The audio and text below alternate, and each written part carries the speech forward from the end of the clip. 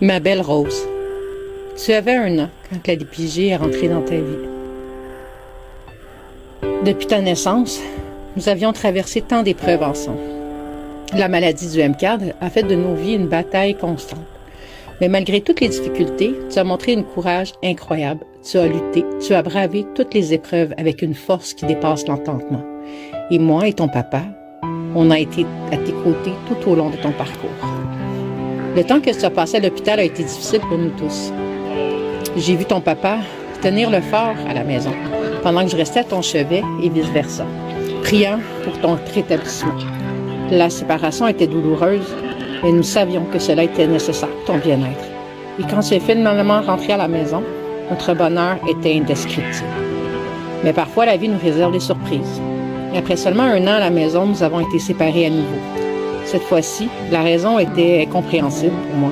Tu étais si attaché à moi, me suivais partout, criant si je sortais de ta vue ne serait-ce qu'un instant. Les besoins médicaux que tu avais, qui avaient été mis sur pause, ont été rétablis en urgence. Mais pour certains, cela a été interprété comme un détachement de ma part. Une preuve de mon incapacité à être une bonne mère. Mais nous savions tous les deux que cela est loin d'être la vérité.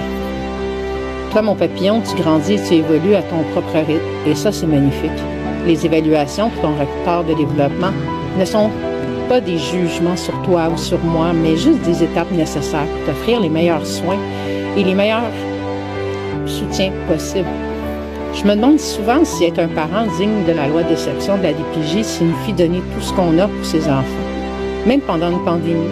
Je me demande si cette femme a pris des décisions si difficiles, aurait été capable de vivre ce que nous avons traversé. Aurait-elle pu endurer l'enfer d'être enfermée dans un hôpital 24 heures sur 24, 7 jours sur 7 pendant 7 mois pour que son bébé ne se sente pas seul?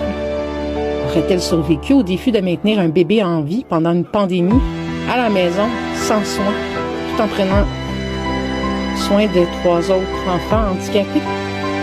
Au Québec, il ne devrait pas y avoir de peur à demander de l'aide. Les parents qui font de leur mieux dans des situations vulnérables ne devraient pas être utilisés comme des martyrs. Nous devrions être soutenus, accompagnés et encouragés à donner le meilleur à nos enfants. Ma belle Rose, je t'aime.